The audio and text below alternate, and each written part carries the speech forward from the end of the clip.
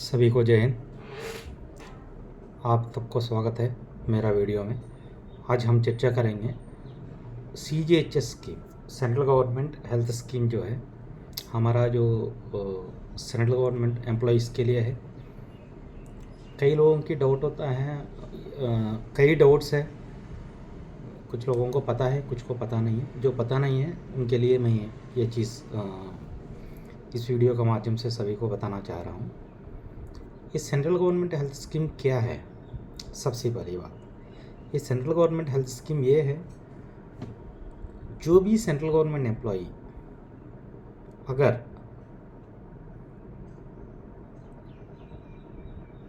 कुछ कंट्रीब्यूशन दे के गवर्नमेंट को, वो क्या है, पे लेवल के ऊपर है, हॉस्पिटल्स की जो फैसिलिटीज़ उपयोग करेंगे वही सेंट्रल गवर्नमेंट हेल्थ स्कीम है। इसमें सर्विंग एम्प्लॉयज़ के लिए अलग अलग रूल्स है और रिटायरीज़ के लिए अलग रूल्स है। ये चीज़ मैं पूरा इस वीडियो में कोशिश करूँगा सभी को समझ में दिलाऊं, समझ में दूं। ये है, सबसे पहली बात क्या है, सेंट्रल गवर्नमेंट हेल्थ स्कीम क्या है। ये पर्टिकुलर किसी इसके लिए नहीं है, पर्टिकुलर किसी फोर्स के लिए, किसी आर्मी के लिए, ऐसा नहीं है। ये सभी सेंट्रल गवर्नमेंट एम्प्लॉयज़ के लिए है। सबसे पहली बात जानने वाली ये है, इसमें क्या है, सर्विंग एम्प्लॉयज़, जो serving employee CGHS covered city में होना चाहिए और उसके साथ उसका फैमिली रखना चाहिए। अगर वो अपना फैमिली मेम्बर्स को भी यूज़ करना चाहता है, serving employee CGHS covered cities हमारा गिनती की होते हैं। वो अलग से लिस्ट में कमेंट बॉक्स में दूंगा, नहीं है तो इसी वीडियो में देने की कोशिश करूँगा। वो भी रहना चाहिए, उसका फैमिली भी रहना चाहिए। इसमें डाउट है, मैं हूँ डिप्लॉयड कहीं सिलचर, आइजवाल, नागालैंड XYZ में हूँ, कोने में हूँ, किसी कोने में हूँ। खास करके फौजी लोगों की ये समस्या होती है। कोई कश्मीर की तंगदार में रहते हैं, कोई कहीं भी रहें, उनकी फैमिली मेम्बर्स, वो अपना फैमिली साथ में नहीं है और उनकी फैमिली रह रही है दिल्ली, हैदराबाद, विशाखापट्टनम, बेंगलुरु, जो CGHS कवर्ड सिटीज़ हैं उसमें रह रहे हैं। डाउट नंबर ये है, कई लोगों की होती है, भाई मैं तो फौज में हूँ, मैं कहीं कोने में नौकरी कर रहा हूँ, मेरा फैमिली मेम्बर सभी तो CGHS कवर्ड सिटी में रहते हैं, क्या मुझे मिलेगा? नहीं मिलेगा। CGHS इंस्ट्रक्शंस के मुताबिक नहीं मिलेगा।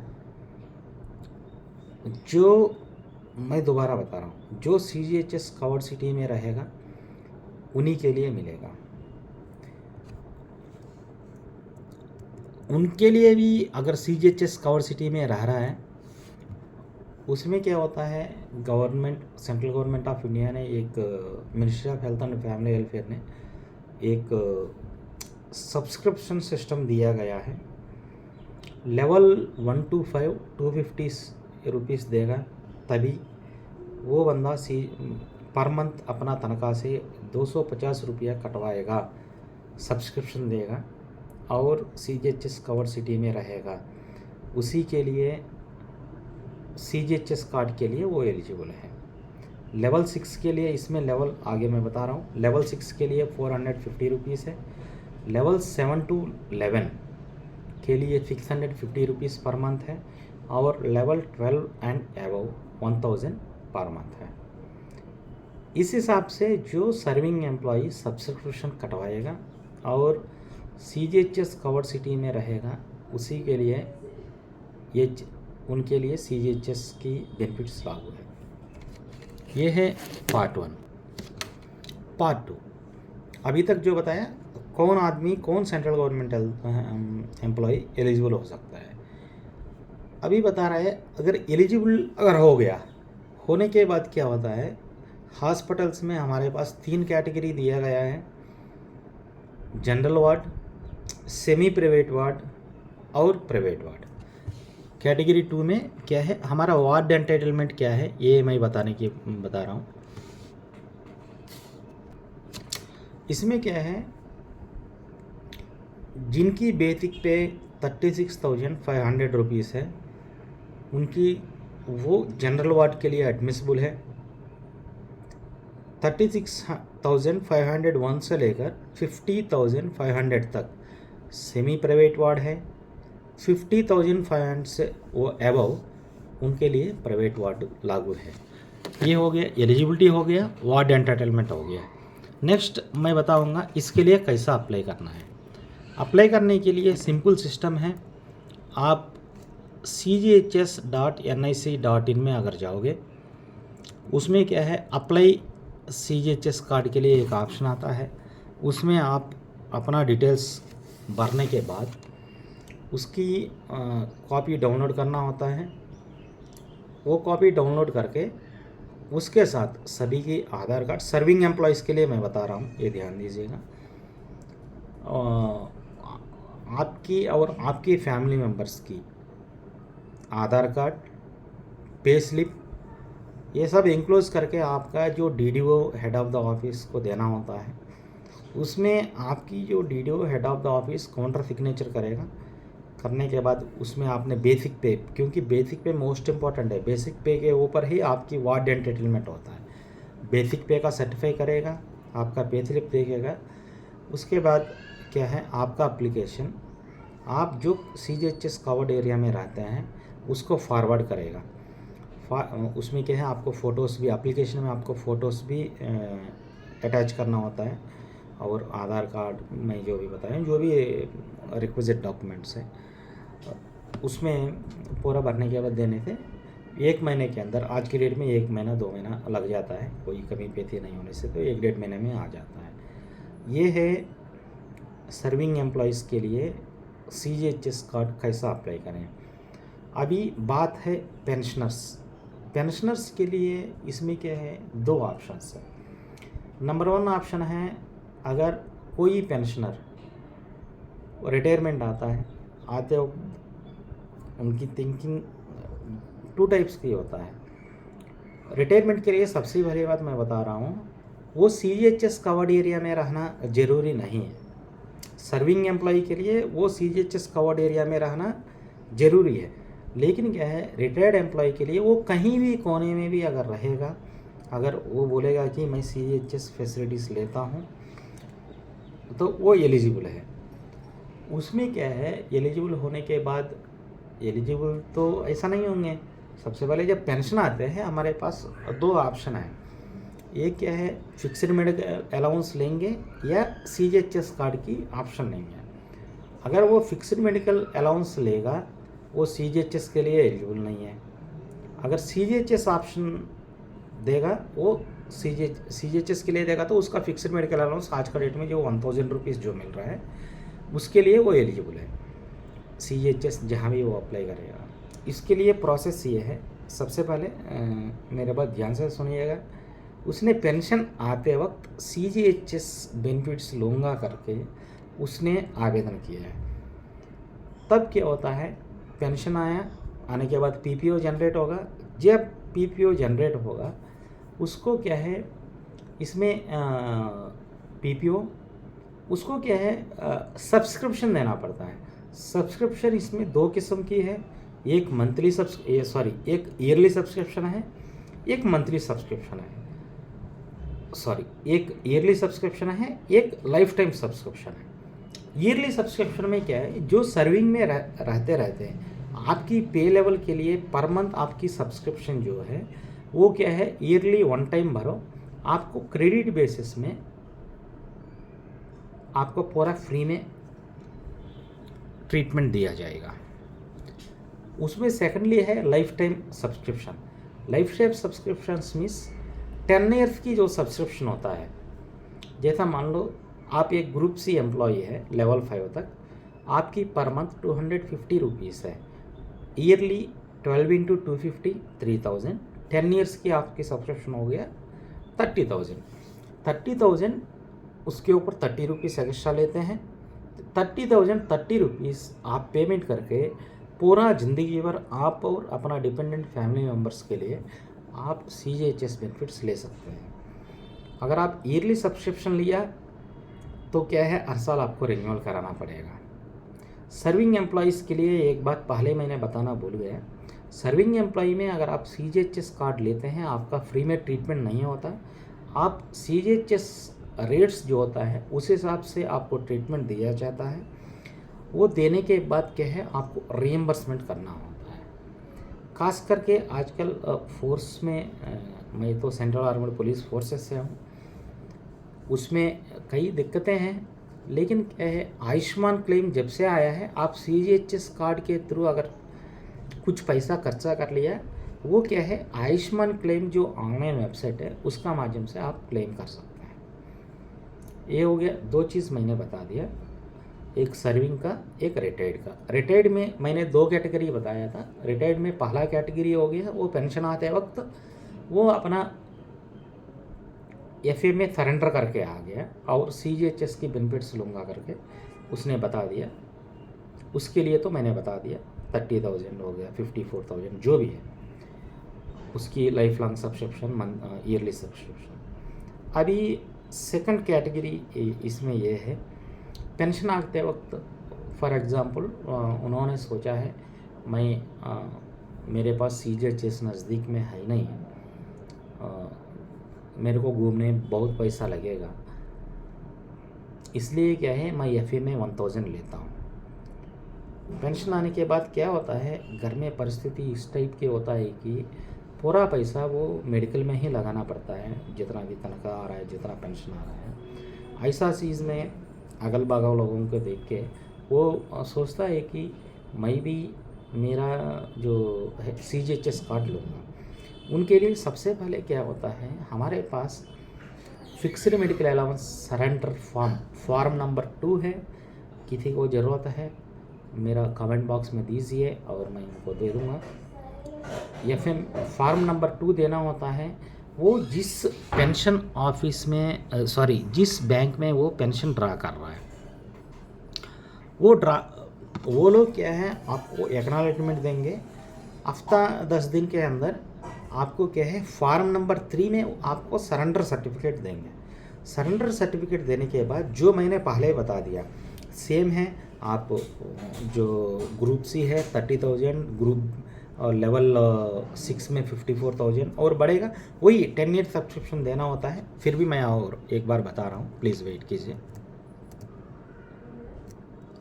इसमें क्या है, लेवल 5 तक 30,000 है, लेवल 6 में 54,000 है, लेवल 7 to 11 है 78,000 है, लेवल 12 एंड अबव 1,20,000 देना होता है।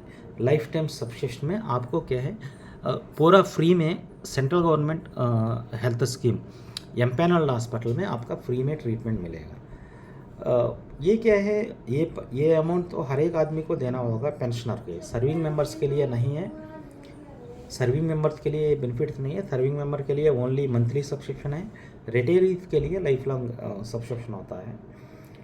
पेंशन आने के बाद अगर कोई बंदा अगर चाहता है मैं FA में सरेंडर करूंगा, उसके लिए फॉर्म 2 एक फॉर्म है हमारा ministry of health and welfare से दिया हुआ है, उसमें हमको बैंक को सबमिट करना होता है, जिस अकाउंट में, जिस स्टेट बैंक या जिस बैंक में आप पेंशन ड्रा कर रहे हो, वो लोग क्या है हफ्ता 10 दिन में आपको फॉर्म 3 देंगे। फॉर्म 3 उसके साथ अटैच करना होगा, साथ में क्या है एक पेंशन स्लिप भी अटैच करना होगा। अप्लाई करने का तरीका सेम है, आप ऑनलाइन में जाओगे www.cghs.nic.in में जाने के बाद अप्लाई CGHS कार्ड में आप और अपना फैमिली मेम्बर्स का नाम भरिए। भरने के बाद उसमें आपने जो CGHS सब्सक्रिप्शन जो सरेंडर किया या आपकी पेंशन जो कॉपी है उसमें आपको 1,000 रुपीज़ आप नहीं ले रहे, एक प्रूफ वो चाहिए होता है, सभी का आधार कार्ड चाहिए होता है। आपने जो पेंशनर जो है 30,000 रुपीज़ दिया, 54,000 दिया या 78 दिया लाइफ टाइम से, उसके लिए चालान देना होता है। ये पूरा इंक्लोज करके, आधार कार्ड इंक्लोज करके आप अटैच कर सकते हैं। अटैच करके आप नियरेस्ट CGHS वेलनेस सेंटर में दे दीजिएगा, वो लोग पूरा डॉक्यूमेंटेशन चेक करके अगर कमी पेशी होगा आपको तो आपको बोलेंगे, बोला भाई ये आपके एप्लीकेशन में कमी पेती है। नहीं है आपको 1 महीना या 20 दिन से लेकर 2 महीना तक टाइम लगता है। इसमें क्या है, और एक इम्पॉर्टेंट बात ये है डिपेंडेंसी। डिपेंडेंसी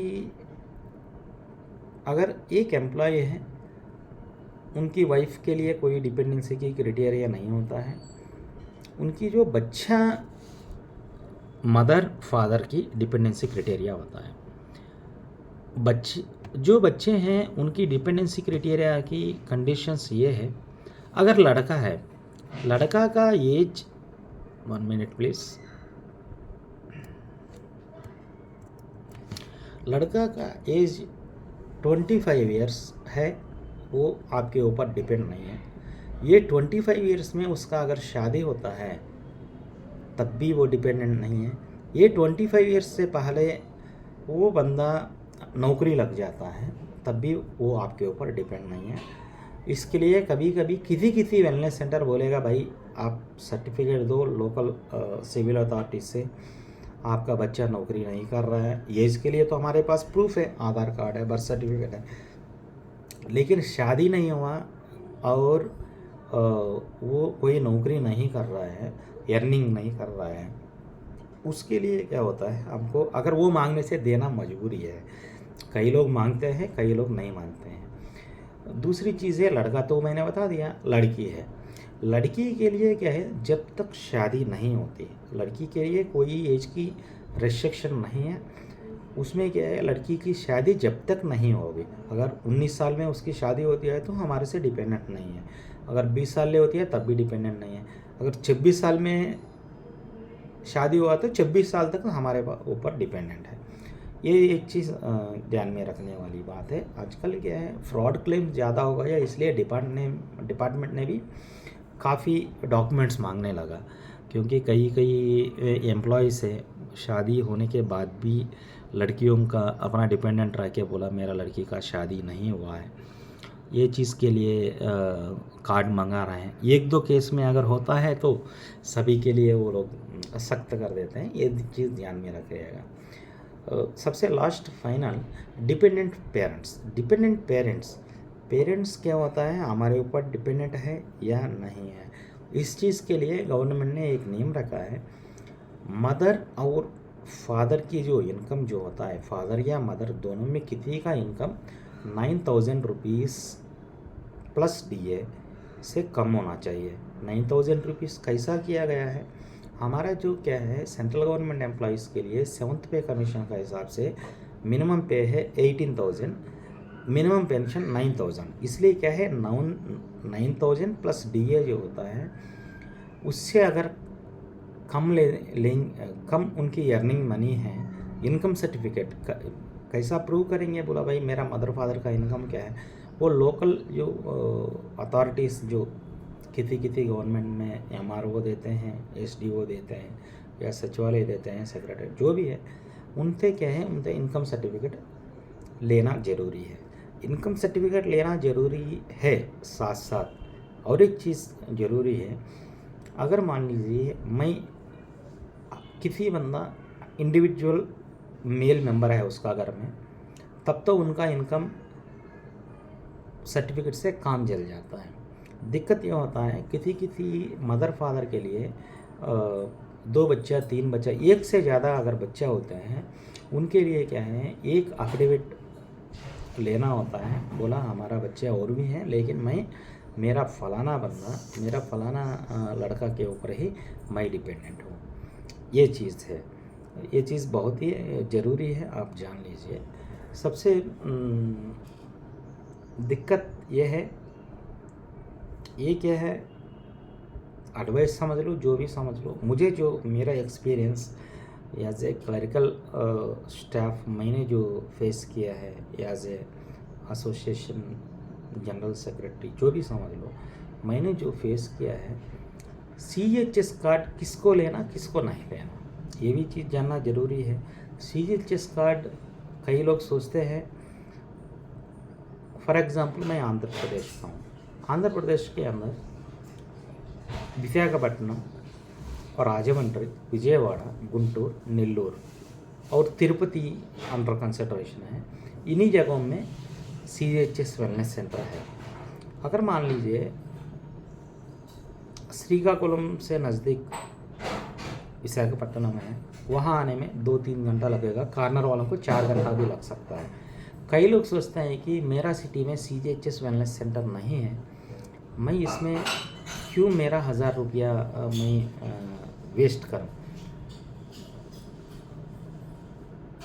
उनका थिंकिंग सही या गलत उसके लिए तो आई एम नॉट टू जज, बट माई सजेशन, अगर इंडिया के अंदर किसी भी कोने में हो, उनके 4 से लेकर 5 घंटे की दूरी में CGHS वेलनेस सेंटर है, CGHS एम्पैनल्ड हॉस्पिटल्स है।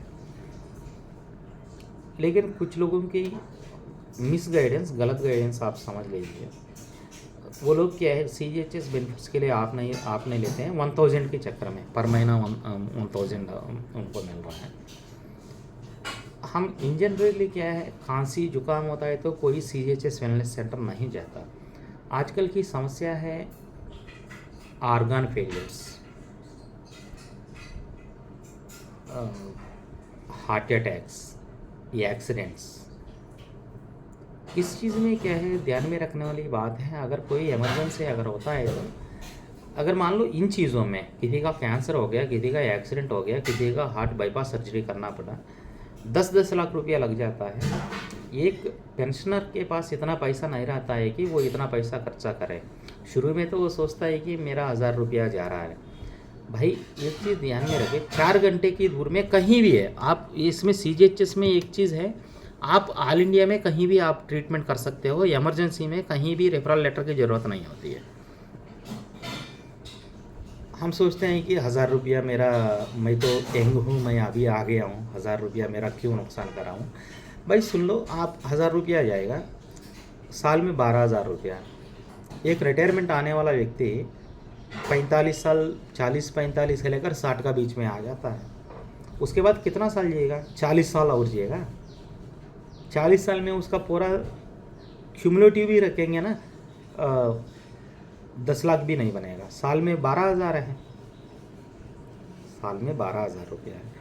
12,000 रुपया 4 साल में 48, 10 साल में 4,50,000 रुपये। सॉरी, मैं बता रहा हूँ।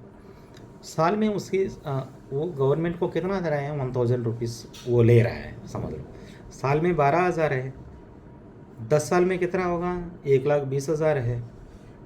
अगर वो 50 साल जिएगा, 50 साल में पूरा 6 लाख रुपये वो अपना छोड़ रहा है। लेकिन ध्यान सर, इंटरेस्ट भी अगर लगा देंगे ऊपर 4 लाख और लगा लो, 10 लाख रुपये। लेकिन ध्यान देने वाली बात है, 50 साल की इंश्योरेंस आप समझ लो, 50 ईयर्स, आप 100 साल भी जो 100 साल तक मैंने कैलकुलेशन करके रख दिया हूँ। अगर वो 50 साल की इंश्योरेंस के लिए वो क्या है, पर मंथ 1000 ही तो दे रहे हैं, उसके लिए दे रहे हैं, उसका मैडम के लिए दे रहे हैं, उसका 2 बच्चों के लिए दे रहे हैं। It is life secure. अगर मान लो कई लोग सोचते हैं भाई मेरा कोई बीमार नहीं हुआ, बगल वाला तो पेंशन आने के बाद बीमार हो गया, उसको 3 लाख रुपया गवर्नमेंट ने दे दिया। भाई अगर मान लीजिए गवर्नमेंट, आप बीमार नहीं हुआ तो वही तो साल में 12,000 रुपया किसी भगवान को दान दे, समझ लो कि मैं किसी भगवान को दान दे दिया हूँ। ये चीज़ है, कहीं भी है, इमरजेंसी आता है तो 3-4 घंटा जर्नी करने में कोई दिक्कत नहीं होती है। इसलिए क्या है, मैं सजेस्ट करूँ किसी को कभी भी, जो भी सर्विंग एम्प्लॉय अगर रिटायरमेंट आता है वो CGHS का ऑप्शन लो। 1000 रुपया आप सोच लो कि मेरे को 1000 कम तनख्वाह है, कम पेंशन है, बस 1000 में कुछ नहीं होता, कितना पैसा खर्च करते हैं। लेकिन क्या है, लाइफ सिक्योर होता है। I am requesting all of you kindly, ये थोड़ा लेंथी वीडियो हो गया है। Thank you very much. जय हिंद। Chandra, XISM BSF border security force. आपको किसी भी तरह की कोई दिक्कत होता है, मेरा मोबाइल नंबर 9127 40 50 60 और 9948 099 100। Thank you. जय हिंद, जय भारत।